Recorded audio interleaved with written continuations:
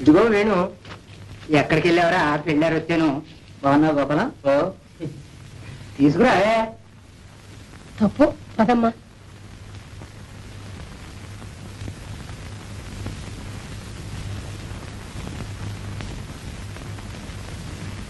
పోనీ అమ్మా, సిగ్గుపడుతోంది.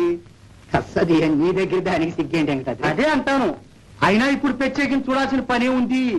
భారతి నేను ఎరగనా, మా గోపాలం ఎరగనా? ఎగ్గు ఎప్పటికేం లేని సంబంధం చూసేదేమిటి? కానివ్వండి. కానియడానికే ఉంది. కట్నం సంగతి ఏదో తేల్చేయండి. కట్నాలు కానుకలు ఎందుకు వెంకటాద్రి మనలో మనకి? అమ్మమ్మమ్మమ్మ, అలా కాదు. కట్నం లేకపోతే అది కళ్యాణమే అనిపించుకోదు, ఉండి తీరాలి. కట్నాలు ఇచ్చే స్థితిలో ఉన్నామా అన్నయ్య? నువ్వు ఎరగంది ఏముంది కనుక. ఆ మాట అనుకు చల్లమ్మా. పెళ్లి చేశామంటే కట్నం ఏ పార్టీ అని అడుగుతారు.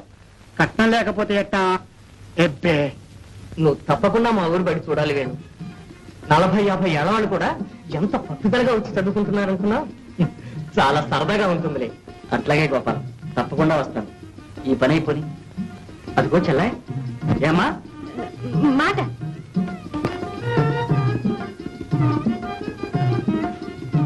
ఆ మాట ఏదో ఇట్లా వచ్చి చెప్పకూడదు.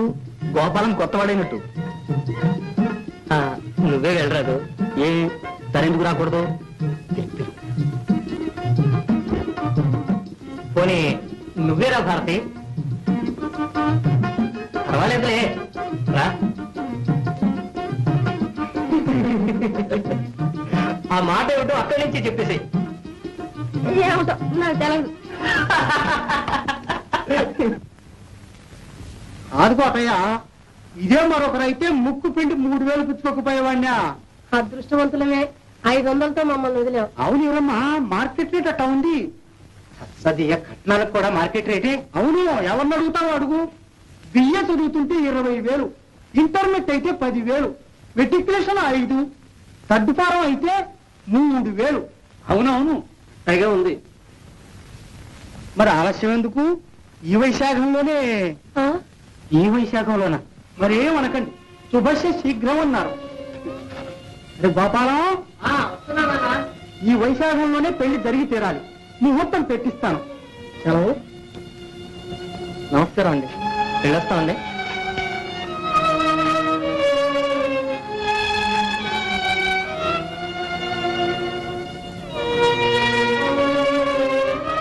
వెళ్ళొస్తావమ్మా. మంచిదమ్మా, వెళ్ళొస్తావమ్మా. వెళ్ళొస్తావమ్మా.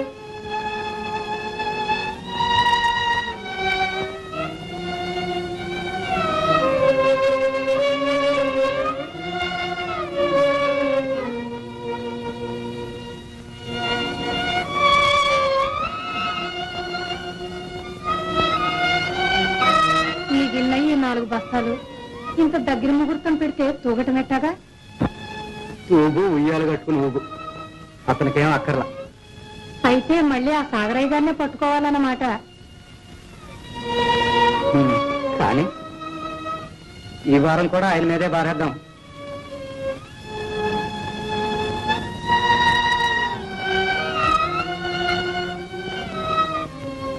పంపకం రాజువులు తాలూకా కాంగ్రెస్ సూచన బంజర్లు పొరంపోకులు పంపక కార్యక్రమంలో ప్రభుత్వం పెంచిన భూములను మంజూరు చేయాలని, రాజకీయ బాధితుల దరఖాస్తులకు మేరకు నిరభ్యంతరంగా పట్టాలు ఇవ్వాలని ప్రభుత్వాన్ని కోరుతూ రాష్ట్ర 2వ పంచ ప్రణాళిక మార్చి ఆఖరి వారం తయారు. ఎవరు? రాధా. మందులోకి మేకపాలు కావాలన్నారట. ఓహో, ఆమె ఇప్పుడే వైద్యుడి కోసం అటు వెళ్ళింది. దొడ్లో పని మనిషి ఉంది. నువ్వు కాస్త అటు వచ్చి ఆ గిన్నెలో పోయి వెళ్ళు.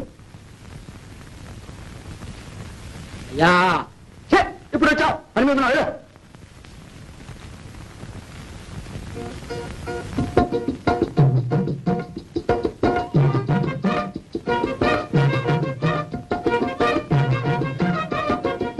పని మనిషి కూడా ఎక్కడో దచ్చినట్టుంది. ఇందులో పోయి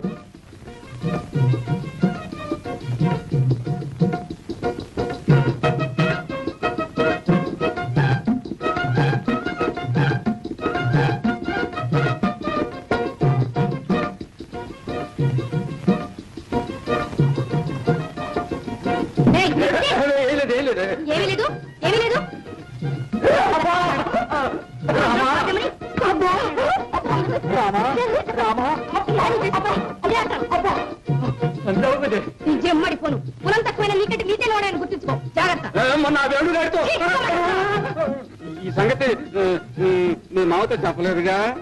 ఓహో అదే సంగతి. నువ్వు చెప్పినా నాకేం భయం లేదు కానీ నేను చెప్పానంటే చూసుకో. సిగ్గు మల్లోడా.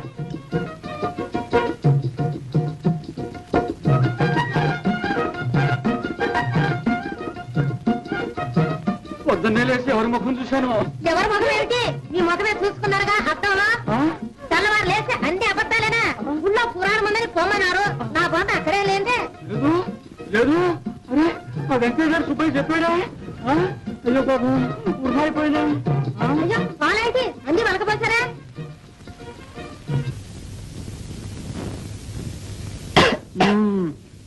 500 కట్నం అడిగాడా?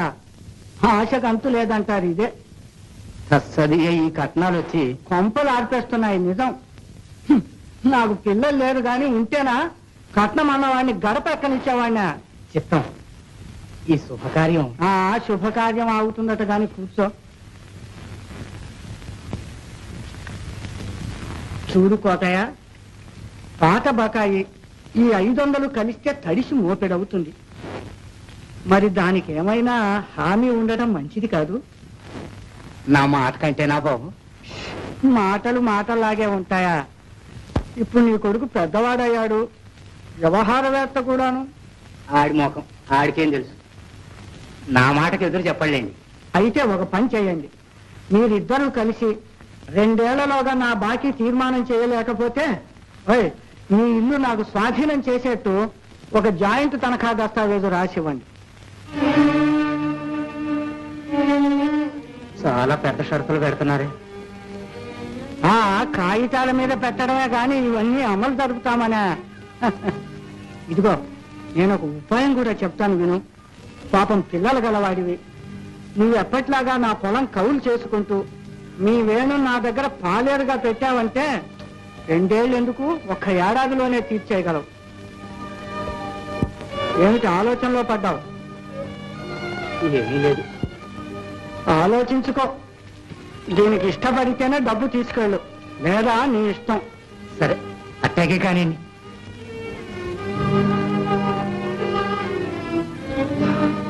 అరే పోలాయా,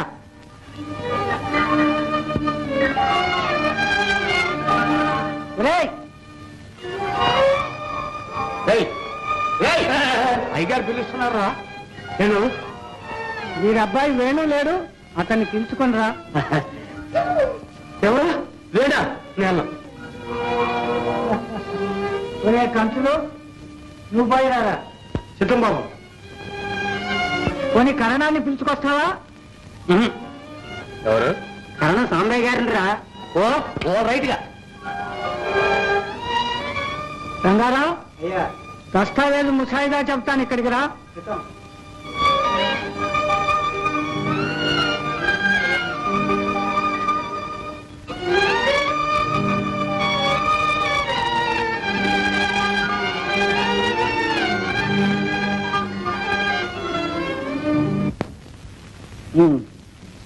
అయితే 2 ఏళ్లలోగా మీ బాకీ తీర్మానం కాకపోతే మా ఇల్లు స్వాధీనం చేసుకుని మమ్మల్ని వెళ్ళగొడతారన్నమాట, అంతేనా?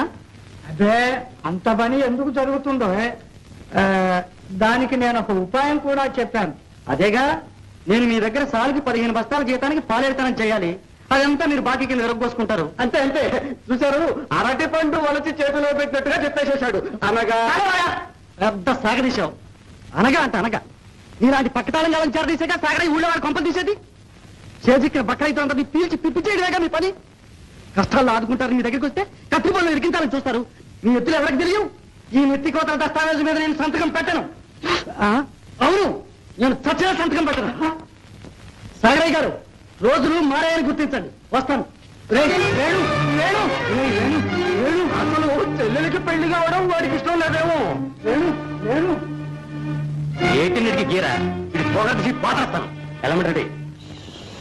వాడు పడతాడటండి, కొమ్ములు వస్తూ ఉంటాను. వాడు అన్నట్టు రోజులు మారిపోయాయి సాగరయ్య గారు. రోజులు మారుతాయి. మారవు మరి.